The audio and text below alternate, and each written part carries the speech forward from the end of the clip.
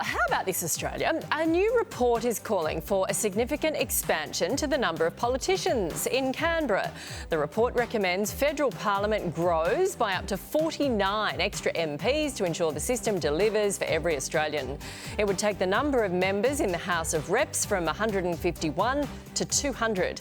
Joining me now is National Political Editor Samantha Maiden and journalist Jo Hildebrand. Good morning to both of you. Good morning. Sam, you're in amongst it. In Canberra, we've got more people. Do we need more pollies? Well, look, it is common sense that as the population grows, that potentially over time there is a little increase, but 50 of them, I think this is from the bucket of really dumb ideas, and I really don't think it's a good idea. I think that it's time to tell them they're dreaming. I think that they implemented something like this, people would lose their minds. Jo, what do you think? Is it from the bucket of good ideas or dumb ideas? It actually, well, it's believe it or not, it's a terrible, terrible look, and it's going to be an impossible sell, and I doubt it will get off the ground. But it is actually, it's not only a good idea, it's a no-brainer. Quite frankly, at the moment, you've got a situation where people in this country do not have equal votes. We all think we do. We think we have one vote, one value. That is absolutely not true. If you live in New South Wales, you have less of a vote, less of a say in the makeup of the parliament than you do if you live in Tasmania. And that's before we even get to the disparity between the territories and the states on the number of senators. So even in the House of Reps in Tassie, I think it's about 80,000 per seat, and where you get to New South Wales or even Victoria, South Australia, it's well over 100,000. So we have fewer representatives per capita in New South Wales than someone does in Tasmania. And again, Tasmania already has the same amount of senators, 12 senators, as we do here in New South Wales, despite having about 10% of the population. So it's something that needs to be fixed for the sake of democracy, but it is a very, very difficult sell to say we actually need more politicians.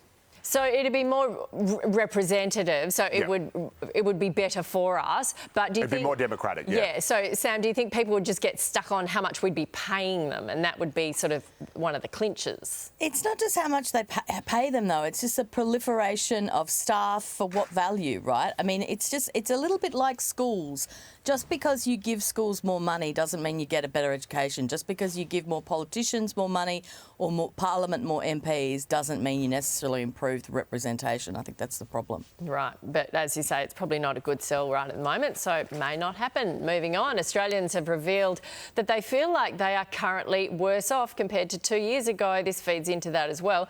A latest news poll survey found 50% of people say they are now in a worse financial position than they were in 2021. Only 16% of people believe they are now better off. I suppose because if they owned a house, their house would be worth more now. Sam, this doesn't seem any surprise, and it shows that the government's line of, we've cut childcare, we've done several things, not cutting through at all. No, not at all. And people think they're worse off because they are worse off. Like, all of the economic indicators tell us that, wages are not keeping pace with inflation, mortgages are going up, rents are going up.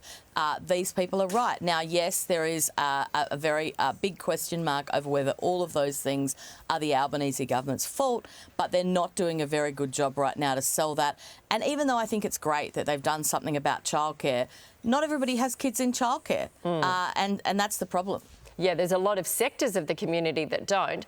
Jo, what does the government do about this? Because they're sort of stuck with it, aren't they? And the opposition seems to be doing a good job of saying, it's your fault. Yeah, as long as the economy's going badly and people are going backwards, they're going to blame the government, whether it's the government's fault or not. So you can set that to one side. It doesn't, the government saying, this isn't our fault, or the last government started this, or these are circumstances beyond our control. It doesn't matter. Whether it's true or not simply does not matter. They need to do something very big and brassy to show that they are listening, to show that people's concerns are being listened to.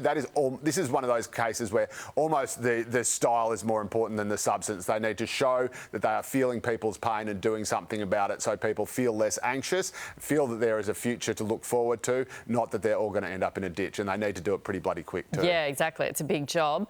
Finally, there are fresh calls for King Charles to be ditched as the face of our coins. Federal MP Bob Katter, pushing for the change, instead wants an Indigenous warrior or an army veteran to feature on our currency. Have a listen. You have a choice of putting on your coin English person, not an Australian, an English person, or putting an Australian. Sam, what do you think about this?